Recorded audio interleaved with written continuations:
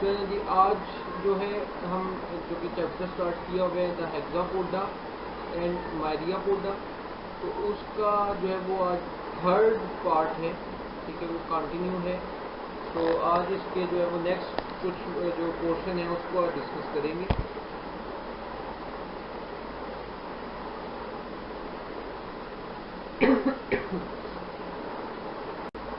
तो सबसे पहले जो आज हम बात करेंगे इस चैप्टर के जो नेक्स्ट उसकी फिजियोलॉजी के ऊपर, तो सबसे पहले है nutrition and the digestive system.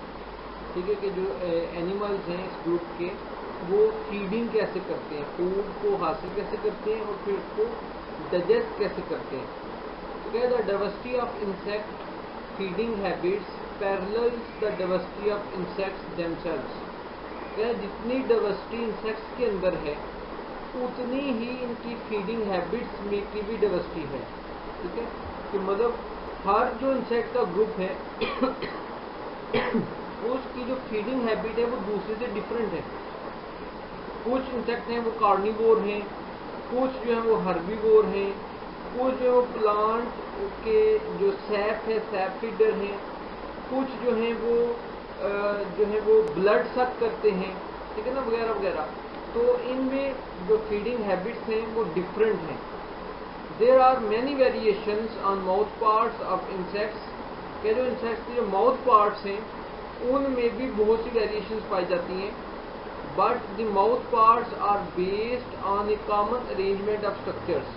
लेकिन कह रहे कि वेरिएशन तो हैं, लेकिन कुछ कॉमन जो उनके जो स्ट्रक्चर्स की अरेंजमेंट है वो तकरीबन सब इंसेक्ट्स के अंदर कॉमन है। Which shows the biting chewing mouth parts of A grass ऊपर। तो क्या जैसे ग्रास ऊपर है वो बाइटिंग के लिए भी उसका माउथ पार्ट बना है, च्यूइंग के लिए भी, क्योंकि ग्रास ऊपर जो है वो हर्बीवोर है। इसी तरह कह रहे हैं an upper lip like structure is called labrum, क्योंकि जो माउथ के अंदर जो स्ट्रक्चर है, जो ऊपर वाला स्ट्रक्चर है बिल्कुल जैसे ह्यूमंस में लिप्स हैं, उसको लेब्रम कहते हैं। It is sensory and unlike the remaining mouth parts is not derived from segmental paired appendages. कह रहा है कि जो लेब्रम है ये सेंसरी स्ट्रक्चर है। सेंसरी स्ट्रक्चर से मुराद है कि ये किसी स्टिमुलस को डिटेक्ट करने वाला है। ठीक है,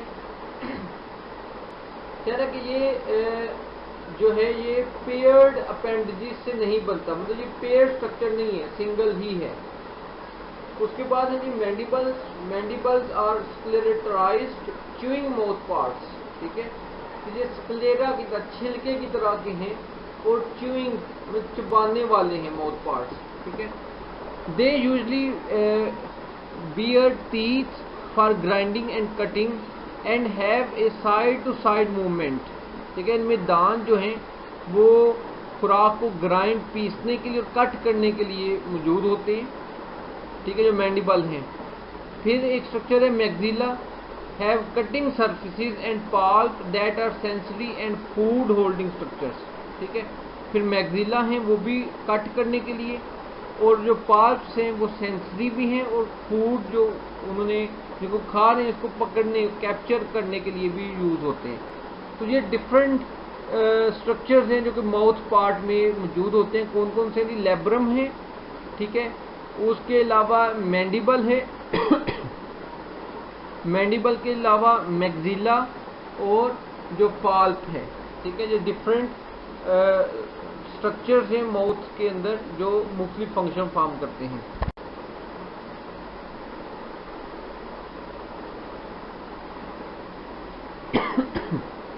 फिर है जी the labium. Labium is a sensory lower lip and its palps are also used in food holding. Upper lip जो था उसको लेब्रम कहते हैं और लोअर लिप जो है उसको लेबियम कहते हैं। A hypopharynx is a tongue like sensory structure. Hypo का मतलब होता है नीचे, फेरिंग्स के नीचे। ठीक है, फेरिंग्स के जो नीचे की जो स्ट्रक्चर है, ठीक है, कि कह रहे हैं उसको हाइपोफेरिंक्स कहते हैं। और ये टंग लाइक सेंसरी स्ट्रक्चर, जैसे हमारी जुबान है, ठीक है, तो इस तरह का ये सेंसरी स्ट्रक्चर है। The efficiency of these biting chewing mouth parts is obvious in watching a caterpillar feeding on a leaf or considering a termite feeding on wooden structures. तो कह रहा है कि जो ये जो बाइट करने वाले या च्यूइंग चबाने वाले जो माउथ पार्ट हैं, इनकी जो एफिशिएंसी को अगर हमने देखना है तो आप मुख्तलिफ इंसेक्ट्स को हम खाते हुए देख सकते हैं. जैसे कैटरपिलर जो है वो जो पत्तों को खा रहा होता है. कैटरपिलर क्या है? ये लार्वा है, बटरफ्लाई का लार्वा, ठीक है, उसको कैटरपिलर कहते हैं. जो बटरफ्लाई है उसके लार्वा को कैटरपिलर कहते हैं, वो जो पत्ते खाता है. इसी तरह टर्माइट है, ठीक है, जैसे दीमक है, तो टर्माइट जो लकड़ी खाती है. तो कह रहे हैं कि इनके जो माउथ पार्ट हैं वो कट करने, बाइट करने और चबाने के लिए जो है वो बने हुए हैं.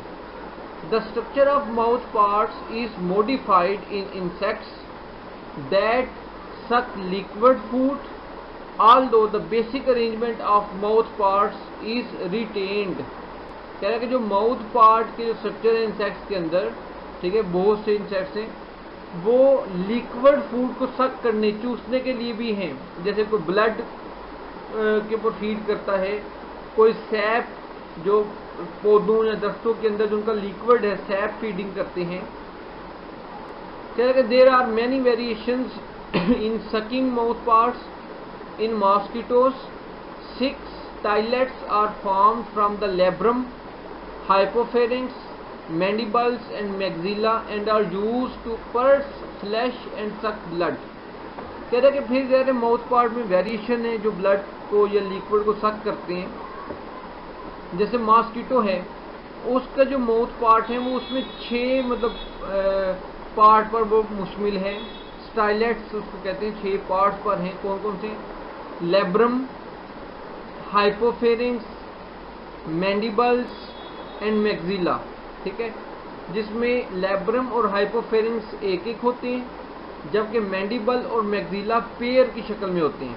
तो ये जो 6 समझ के नीडल्स हैं, 6 की 6 नीडल लाइक स्ट्रक्चर हैं, तो इनकी मदद से ये जो मॉस्किटो हैं ये सुराख करते हैं और ब्लड को सक करते हैं.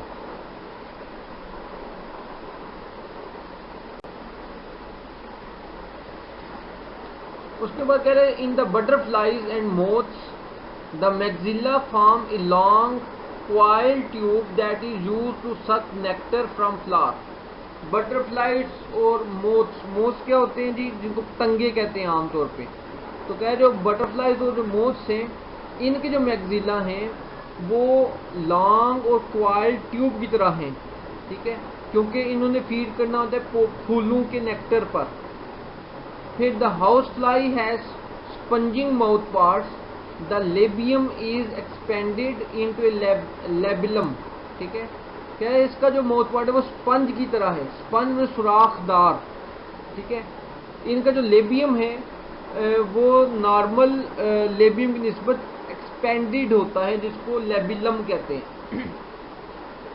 Saliva is secreted from the mouth and minute channels on the labellum provide pathways for liquefied food to move the mouth through capillary action.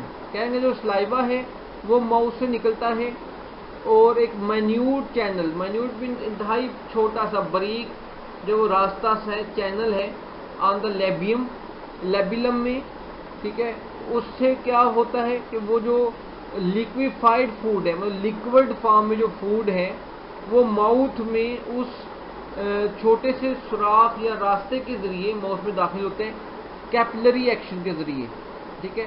Capillary action क्या होता है कि जैसे अगर आप कोई स्ट्रॉ है, स्ट्रॉ जिससे आप बोतल वगैरह पीते हैं, जूस पीते हैं, तो स्ट्रॉ अगर आप किसी गिलास में कोई लिक्विड है, पानी उसमें डाल दें तो ऑटोमेटिकली उसके अंदर जो है वो पानी भर जाएगा उस सतह तक, ठीक है ना. The digestive tract, as in all arthropods, is long and straight and consists of 3 regions: a foregut, midgut and hindgut. तो digestive system उनका क्या है? सारे जो फाइलम आर्थ्रोपोडा वाला ही है, जिसके 3 हिस्से हैं, foregut, midgut और hindgut. The foregut is often modified into a muscular pharynx. जो foregut है ठीक है, जो आगे वाली है मतलब गट का डाइजेस्टिव सिस्टम में जो आगे वाला हिस्सा है वो फेरिंग्स पर मुश्तमिल है। In sucking insects the pharynx is used for sucking fluid into the digestive tract. ठीक है, तो जो इंसेक्ट जैसे ब्लड पीते हैं उनका जो फेरिंग्स है, ठीक है, वो जो है वो सकिंग फ्लूइड में इन्वॉल्व है, फ्लूइड को सक करने में, उसको लिक्विड को चूसने में, पीने में। Behind the pharynx is a crop that is used in storage. कह रहा है कि फेरिंग्स के पीछे क्रॉप है। क्रॉप भी तो ऐसे बर्ड्स में, मुर्गियों में भी होती है। ठीक है, तो जिसको हम पोट कहते हैं आमतौर पर, ठीक है, पोट, तो उसके अंदर वो स्टोर करते हैं फूड को। कह रहा है प्रोवेंट्रिकुलस और gizzard regulate movement to the mid gut and may function in grinding food. तो कह रहा है कि फिर इनमें एक स्ट्रक्चर पाया जाता है क्रॉप के पीछे, इसको प्रोवेंट्रिकुलस या गिजर्ड कहते हैं, जो फूड को ग्राइंड, पीसने का काम करता है। The mid gut provides the surfaces for digestion and absorption and gastric caeca increase the surface area for these functions. क्या जो मिड गट है, ठीक है, वो फूड की डाइजेशन और एब्जॉर्प्शन में इन्वॉल्व है, जो फूड डाइजेस्ट भी करती है और उसको एब्जॉर्ब भी करती है। ठीक है, और जो गैस्ट्रिक सिक्का है वो सरफेस एरिया को बढ़ाते हैं। गैस्ट्रिक सिक्का से क्या मतलब है कि जो डाइजेस्टिव सिस्टम है वो ट्यूब की तरह है, तो उसमें से छोटी छोटी ब्रांचेस निकली हुई होती हैं, ठीक है, जिससे सरफेस एरिया बढ़ जाता है। फिर है द हाइंड गट और intestine is primarily involve with the reabsorption of water. जो हाइंड गट पीछे वाला हिस्सा, जिसको इंटेस्टाइन भी कहेंगे, वो वाटर को रीअब्जॉर्ब करते हैं ताकि एक्स्ट्रा वाटर बॉडी से बाहर ना निकल जाए।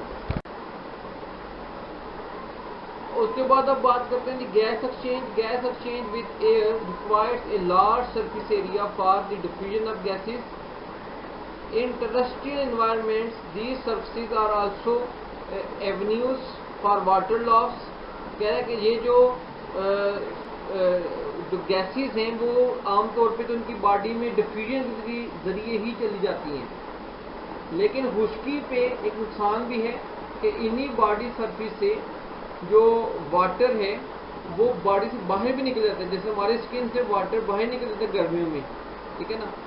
तो कह रहे हैं respiratory water loss in insect as in some arachnids is reduced through the invagination of respiratory surfaces to form highly branched system of chitin line tubes called trachea।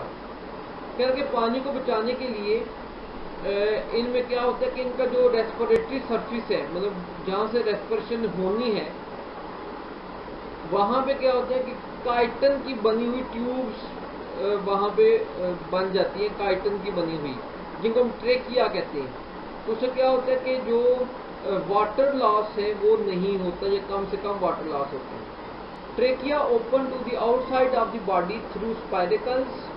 ठीक है, ट्रेकिया जो है वो बॉडी से बाहर ओपन होते हैं, spiracle छोटे छोटे मतलब सुराख हैं ये भी, which usually have some kind of closure device to prevent excessive water loss. कहते हैं जो स्पाइरिकल्स हैं इनके ऊपर समझ के ढक्कन होते हैं, ठीक है, ये बंद हो सकते हैं सुराख ताकि वाटर लॉस ना हो सके। Spiracle lead to tracheal trunk that branch eventually giving rise to smaller branches, the tracheoles। क्या जो स्पाइरिकल्स हैं, ठीक है, वो आगे उनके ट्यूब की तरह स्ट्रक्चर होता है, इसको ट्रेकियल ट्रंक कहते हैं। ठीक है, क्या जो ट्रेकियल ट्रंक है उसकी जैसे ब्रांचेज होती हैं जिनको ट्रेक्यूल्स कहते हैं। ये सारा सिस्टम जो है वो वाटर लॉस को बचाने के लिए है।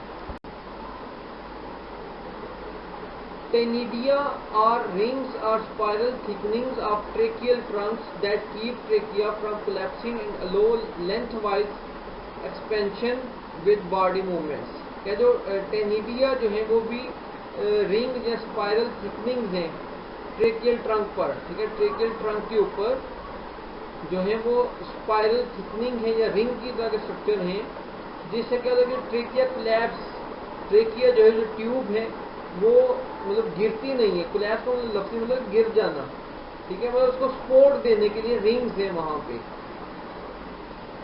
कह रहे कि tracheoles and intracellularly and are specially abundant in metabolically active tissues such as flight muscles. तो ट्रैक्यूल्स हैं वो कह रहे हैं कि उन सेल्स में ज़्यादा एक्टिव हैं जिनमें मेटाबॉलिज्म जो है वो ज़्यादा होता है, जैसे फ्लाइट मसल्स हैं। No cells are more than 2 to 3 micrometre from a tracheole. Most insects have ventilating mechanisms that move air into and out of the tracheal system.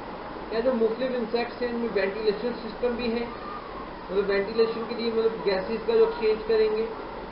For example contracting flight muscles alternating compress and expand the larger tracheal trunk and thereby ventilate the trachea।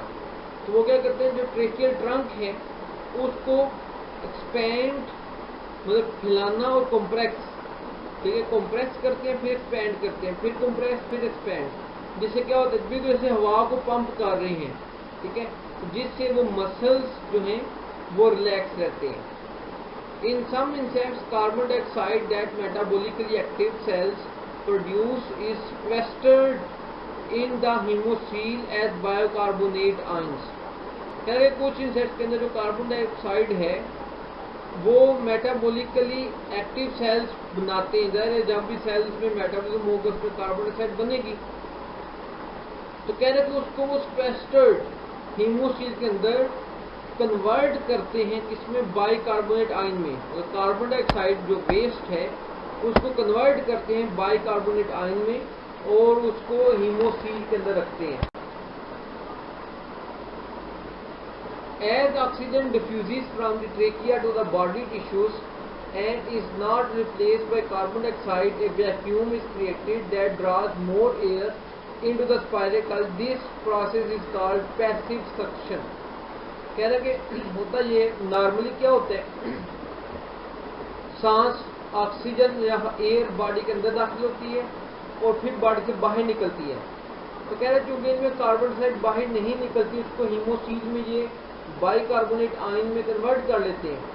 तो होता क्या है कि जो हवा body में दाखिल हो रही है उतनी बॉडी से बाहर नहीं निकलती, उससे एक वैक्यूम क्रिएट होता है, उस वैक्यूम से ज़्यादा एयर अंदर दाखिल होती है और इस तरीके को बोलते हैं पैसिव सक्शन। कह रहे periodically the sequestered bicarbonate ions are converted back into carbon dioxide which escapes through the tracheal system। तो कह रहे कि थोड़े थोड़े वक्फे के बाद कुछ बाइकार्बोनेट आयन को दोबारा कार्बन डाइऑक्साइड में कन्वर्ट करके बॉडी से बाहर निकाल दिया जाता है। Other insects contract abdominal muscles in a pump like fashion to move air into and out of their tracheal system। और कुछ जो हैं वो हवा को बॉडी के अंदर दाखिल और बाहर निकालते हैं अपने मसल्स को कॉन्ट्रैक्ट करके, ठीक है, पंप करके, तो उससे हवा उनकी बॉडी के अंदर और बाहर मूव करती है, जिससे कि उनका ओवरऑल जो है वो मसल जो है वो रिलैक्स रहते हैं।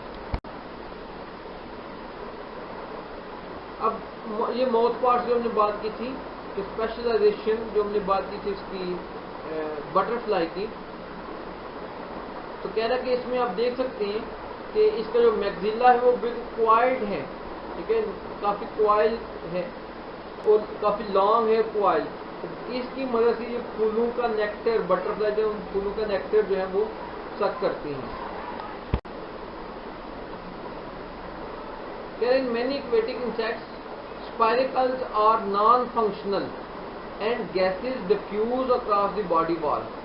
कह रहे बहुत से जो एक्वेटिक इंसेक्ट्स हैं उनमें स्पाइरिकल जो है वो नॉन फंक्शनल होते हैं, स्पाइरिकल जो है वो मतलब एक्टिव नहीं होता और गैसेस बॉडी वॉल से ही डिफ्यूजन के जरिए अंदर और बाहर मूव करती हैं। कहना in others a bubble of air covers the spiracles and is carried under water with the insect which may periodically surface to refresh the air.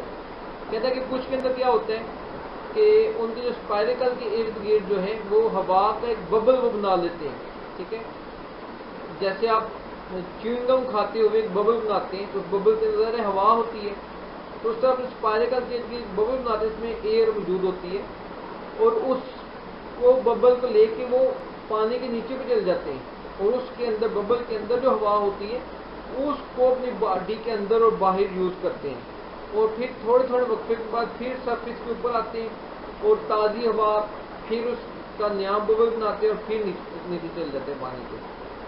Some aquatic insects have tracheal gills, ठीक है, कुछ जो aquatic insects हैं उनके अंदर tracheal gills पाए जाते हैं। Gases diffuse across the gill surface into branches of the tracheal system that extend into the gills। क्या जो गैसेस हैं, ठीक है, वो डिफ्यूज होती हैं अक्रॉस द गिल सरफेस, उनकी जो गिल्स हैं, ठीक है, तो जैसे फिश में भी गिल्स पाए जाते हैं फिश के अंदर, ठीक है, तो कह रहा है कि गिल्स के ऊपर जो हैं वो भी जैसे लंग्स का काम करते हैं, लंग्स के मुतबादिल जो हैं वो गिल्स होते हैं, ठीक है, तो ये भी एयर को चेंज करते हैं। उसके बाद हम बात करते हैं सर्कुलेशन एंड टेम्परेचर रेगुलेशन की।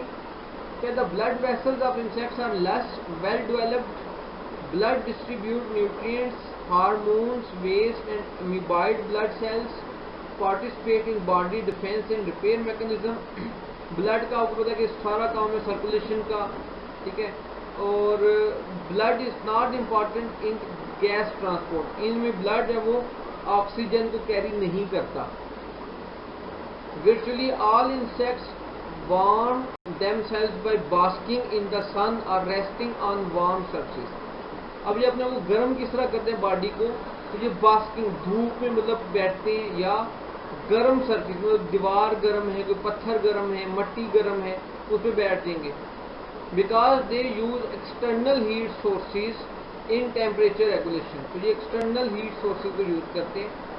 Insects are generally considered ectotherm, तो एक्टोथर्म वो जानदार होते हैं जो मेटाबॉलिज्म के जरिए बॉडी टेम्परेचर को कंट्रोल नहीं कर सकते, ठीक है, तो ये बॉडी टेम्परेचर को नॉर्मल रखने के लिए बाहर इन्वायरमेंट के टेम्परेचर पर डिपेंड करते हैं।